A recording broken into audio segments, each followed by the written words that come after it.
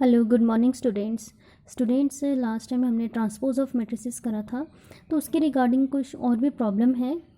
ठीक है, मैं आपसे डिस्कस कर रही हूँ।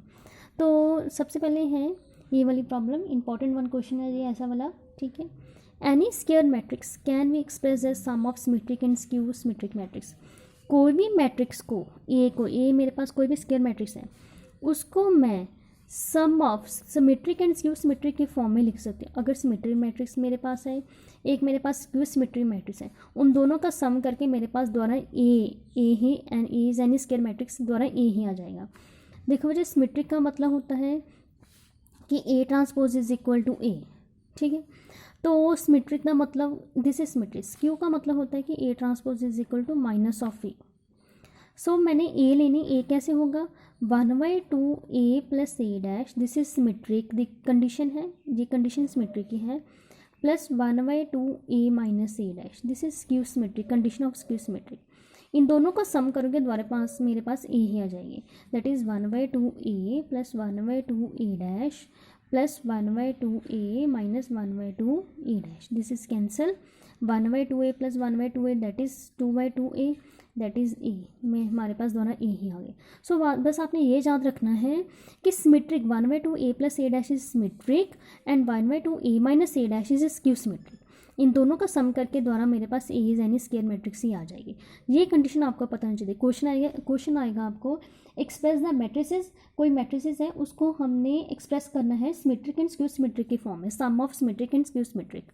तो आपने सिमेट्री की कंडीशन लगा देनी, फिर स्क्यू की लगा देनी, दोनों को प्लस कर देना, द्वारा जो मैट्रिसेस होगी वही ही द्वारा आ जाएगी, जैसे कि प्रॉब्लम है। ठीक है, ये देखो this one question, express the matrix A, मेरे पास कोई मैट्रिक्स है उसको मैंने sum of symmetric and skew symmetric की फॉर्म में लिखना है। दैट इज़ जो ए है ना वो कैसे आएगी 1/2 A plus A dash plus 1/2 A minus A dash, this is symmetric and this is skew symmetric. इन दोनों का सम किया, ठीक है, तो मेरे पास ए ही द्वारा आ जाएगी। तो सबसे पहले मुझे ये वाली कंडीशन लगानी होगी 1/2 ए प्लस ए डैश, ये निकाल के रख लो, फिर ये वाला निकाल के रख लो, दोनों का जो भी है उनको सम कर दो, द्वारा आपके पास ये वाली आंसर ही आ जाएगा। तो सबसे पहले मेरे पास ए मैट्रिसेस कुछ भी है, ट्रांसपोज किया मैंने ए डैश क्योंकि ट्रांसपोज चाहिए था, ए ट्रांसपोज भी साथ ही कर लिया, फिर ए प्लस ए डैश दोनों को प्लस किया। ठीक है, फिर हाफ 1/2 से डिवाइड करें, dividing both side by 1/2, this is the condition which is a symmetric, 1/2 a plus a dash is a symmetric. Now again a minus a dash, a मैंने निकाला, a dash में निकाला, दोनों को सब्ट्रैक्ट कर दिया, फिर 1/2 से डिवाइड, हाफ 1/2 से 2 से डिवाइड करा, which is a 1 a minus a dash is skew symmetric. अब इनको प्लस करके बच्चे चेक कर लो, आपके पास हमेशा ये ही आएगा, ऑलवेज जो भी मैट्रिक्स ए होगी वो ही आएगा।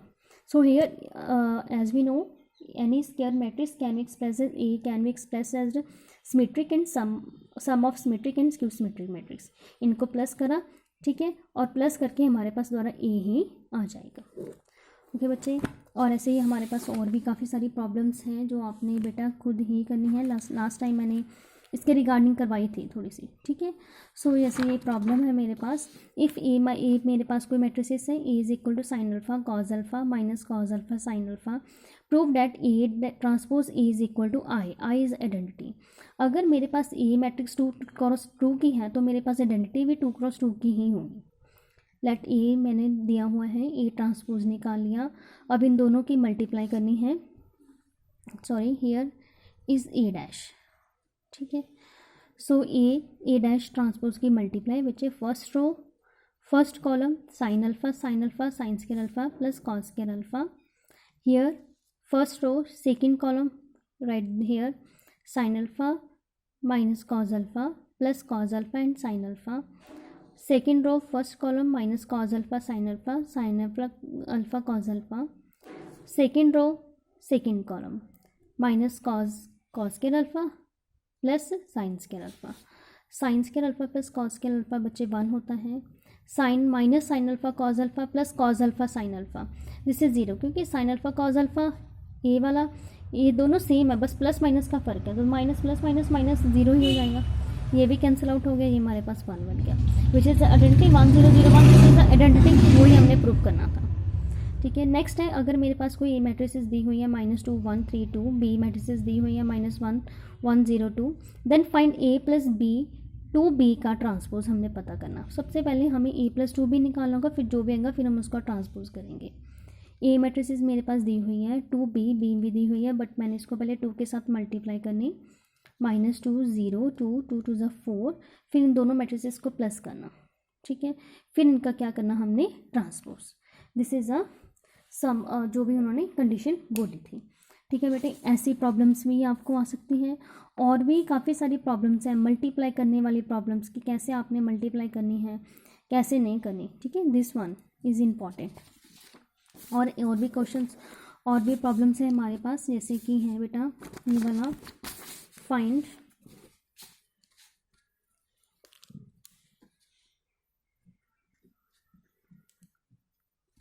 x if 5 2y 3x z is equal to 5 4 12 6 का ट्रांसपोज, ठीक है।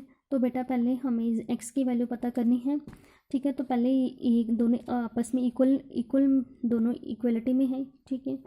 सो 5 2y 3x z, पहले इस मैट्रिसेस का हम ट्रांसपोज करेंगे, रो चेंजेस टू कॉलम, ठीक है।